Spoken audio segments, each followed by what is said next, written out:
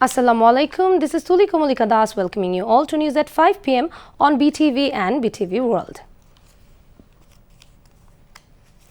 Prime Minister Sheikh Hasina has asked all concerned to explore new markets for Bangladeshi garments with invention of newer items keeping pace with its ever-changing trend. The Premier was addressing a function marking the National Textiles Day 2022 and inauguration of 6 textile educational institutes in 6 districts, joining from Ganobhavan through a video conference today. The Prime Minister said Bangladesh has to coordinate the fresh ideas with its old and historical tradition in textiles, for which a university on fashion and design was established in the private sector to prepare skilled manpower. Sheikh Hasina said the ready-made garments are playing a pivotal role in the country's economy, as Bangladesh has earned $45.7 billion by exporting those in 2022. She also said her government has attached top priority to preparing skilled manpower for the fourth industrial revolution, for which several textile institutes and a textile university have been built. Bangladesh এখন digital Bangladesh, কিন্তু বিশ্বের শিল্প বিপ্লবের দিকে আমরা তাকাই, আমরা দেখি একটার পর একটা নতুন নতুন ধারণা আসে। এখন যেমন চতুর্থ শিল্প বিপ্লব, যেখানে সবথেকে বেশি ডিজিটাল ডিভাইস ব্যবহার হবে, তার জন্য আমাদের দেশের মানুষকে উপযুক্ত করে গড়ে তোলার পদক্ষেপ আমরা নিয়েছি। প্রত্যেকটা উপজেলায় কারিগরি ট্রেনিংয়ের ব্যবস্থা আমরা নিচ্ছি এবং বিভিন্ন খাতের যারা কর্মী হবে সেই খাতের উপর নির্ভর করে সেই উপযুক্ত কর্মী বাহিনীও আমরা তৈরি করে দিচ্ছি। আমাদের পুরনো ঐতিহ্যের সাথে নতুন চিন্তাধারা সম্মিলন ঘটাতে হবে। আসলে ফ্যাশন ডিজাইনটা একান্তভাবে গুরুত্বপূর্ণ, কারণ কোন কোন সময় কোন কোন রং ব্যবহার হবে, কোন ডিজাইন ব্যবহার হবে, কোনটার চাহিদা বেশি, এটা একটা ঘূর্ণায়মান অবস্থা, এটা প্রতিনিয়ত পরিবর্তন হয়। তাই পরিবর্তনশীলতার সাথে আমাদের তাল মিলিয়ে চলতে হবে। যে আমাদের গার্মেন্টসের যারা কাজ করেন তাদেরকে আমি অনুরোধ করব, বা যারা রপ্তানি করেন, আপনাদেরকে নতুন নতুন বাজার খুঁজে বের করতে হবে, নতুন নতুন পণ্য উৎপাদন করতে হবে। আমদানি নির্ভর থাকতে চাই না, রপ্তানি করে বাণিজ্য বসাতে লক্ষ্যী, সেটাই আমরা আনতে চাই। Textiles and Jute Minister Ghulam Dastagir Ghazi, its Secretary Muhammad Abdul Rauf and BGMEA Acting President Shahidullah Azim also spoke at the function. On behalf of the Prime Minister, the Textiles and Jute Minister handed over honorary awards to 10 persons and institutions, including BGMEA, BKMEA, BTMEA and Bangladesh University of Textiles.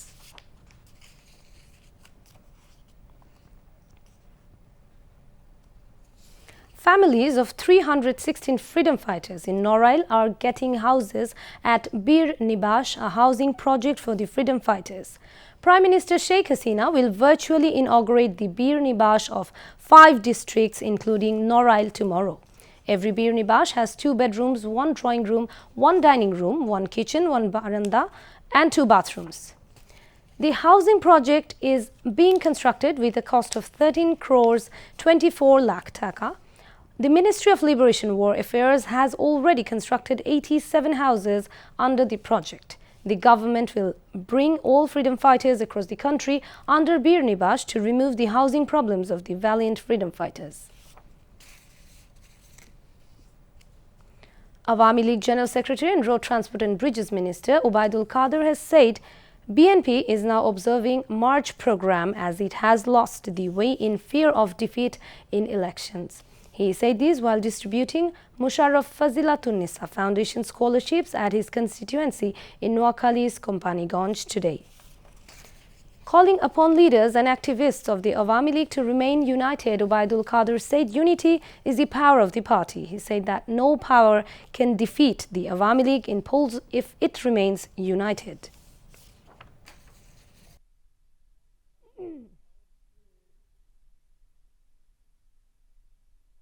নির্বাচনে হেরে যাওয়ার ভয় তাদের মধ্যে কাজ করছে, সে কারণে ভয়ে ভয়ে পথ হারিয়ে তারা পদযাত্রায় নেমেছে।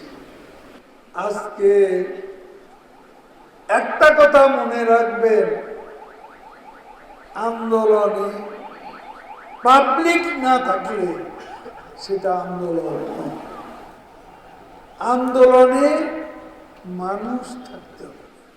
তাদের আন্দোলনে তাদের নেতা কর্মীরা আছে, জনগণ মানুষকে তারা নামাতে পারবে, কারণ শেখ হাসিনার উন্নয়ন অর্জন আজকে সারা দুনিয়া সমাজ। President of District Awami League Khairul Anam Salim, Bashurhat Municipal Mayor and President of Kompaniganj Upajila Awami League Abdul Qadir Mirza, Upajila Awami League General Secretary Mizanur Rahman Badol, among others, spoke at the function. Later, Awami League General Secretary Badul Qadir inaugurated 23 development projects and newly built office building of Kompaniganj Upajila Awami League.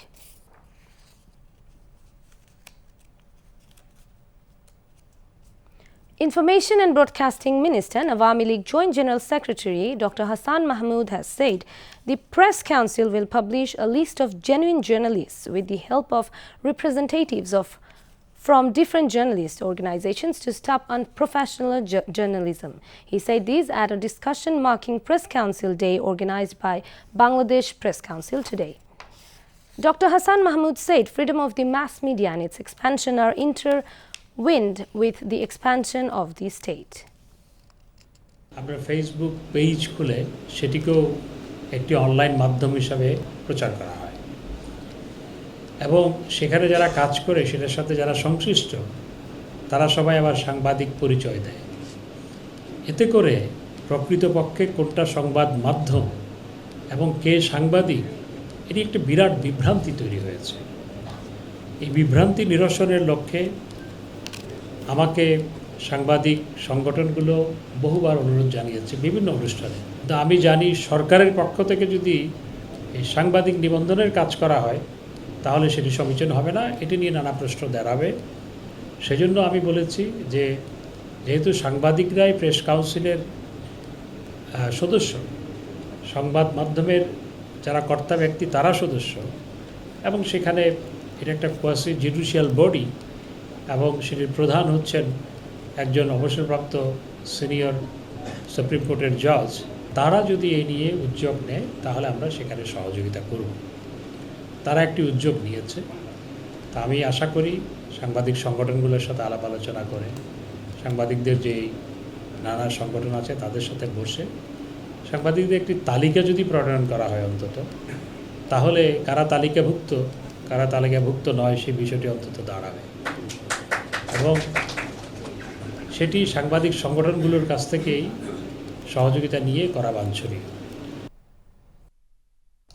Press Council Chairman Justice Nizamul Haq presided over the discussion. Members of the Council Muzaffar Hossain Poltu, Iqbal Subhan Chaudhary and MG Kibriya Chaudhary among others spoke.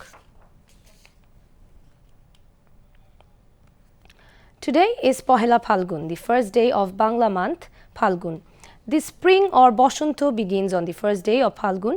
The nature starts changing in spring, leaving behind winter. The day is being celebrated in a colorful way across the country, including the capital. People, especially the women, get dressed in yellow to celebrate Pohela Phalgun. The day coincides with Valentine's Day.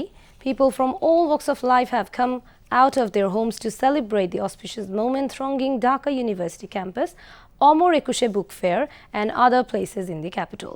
The Bashant Utsav or celebration of spring formally began in Bangladesh in 1401 of Bangla calendar. Now, international news. Rescue teams began winding down the search for survivors on Monday as the focus switched to tackling a dire humanitarian disaster caused by the earthquake that has left more than 37,000 dead in Turkey and Syria. Syria, already racked by 12 years of civil war, is of particular concern. The United Nations held an emergency meeting Monday on how to boost aid to rebel-held areas as anger grows over a sluggish international response to the nation. UN Secretary General Antonio Guterres said Assad has agreed to open 2 more borders crossings. Meanwhile, 7 days after the 7.8 magnitude tremor sent buildings crumbling across the region, stories continue to emerge of people found alive in the rubble, but experts warn that hopes of survival are dimming. In Turkey, on Monday, 2 siblings were rescued 181 hours after the 5th deadliest earthquake of the 21st century. Turkey's Vice President Fuat Oktay said 574 children pulled from collapsed buildings were found without any surviving parents. Only 76 had been returned to other family members. Reports say survivors face a lack of water and poor sanitation amid outbreak of skin diseases like scabies. Ukraine's Western backers were set to focus on keeping ammunition flowing to the war-torn nation at a meeting today as Kyiv presses for fighter jets to push Russia back. President Vladimir Zelensky has knuckled down on his plea for Western aircraft after securing commitments for tanks, air defense and precision missiles. But allies insist they are scrambling to ensure his forces have the ammunition they need on the ground to push back renewed Russian offensives. Ahead of the meeting of the US-led Ukraine Defense Contact Group in Brussels, NATO Secretary General Jens Stoltenberg said key capabilities like ammunition, fuel and spare parts must reach Ukraine before Russia can seize the initiative on the battlefield. Speed will save lives. Now, just under a year into the war, Russian President Vladimir Putin is once again stepping up his brutal assaults in the east of the country. The fighting is consuming vast quantities of ammunition, straining stockpiles and industries on both sides of the confrontation. Iran's President Ibrahim Raisi arrived in China today to begin a 3-day visit aimed to strengthening economic cooperation and consolidating relations between the two countries. Raisi already held official talks with his Chinese counterpart President Xi Jinping in the capital Beijing, with the pair signing a number of cooperation documents. Raisi will also meet Premier Li Keqiang and top Chinese legislator Li Zhanshu. Iran and China have strong economic ties, especially in the fields of energy, transit, agriculture, trade and investment, and in 2021 signed a 25-year strategic cooperation pact. Both countries face pressure from Western nations over their positions on Russia's invasion of Ukraine, which was launched almost a year ago. Beijing wants to play a constructive role in enhancing the unity and cooperation of countries in the Middle East and promoting regional security and stability. New Zealand has declared a national state of emergency for only the 3rd time in its history after Cyclone Gabrielle swept across the country's north, bringing widespread flooding and leaving tens of thousands of people without power. Local media reports showed people stranded on their roofs amid the rising waters, houses swept away by landslides and roads submerged by water. Mobile phone services were also down in some areas. Prime Minister Chris Hipkins said a lot of families displaced, a lot of homes without power, extensive damage done across the country. Kieran McNulty, Minister of Emergency Management, signed the declaration as emergency services struggle to cope. The decision means more resources can be directed to the 6 most badly affected regions. That's all from the newsroom for the moment. Thank you for staying with us. We invite you to watch our next news bulletin. Khuda Hafiz.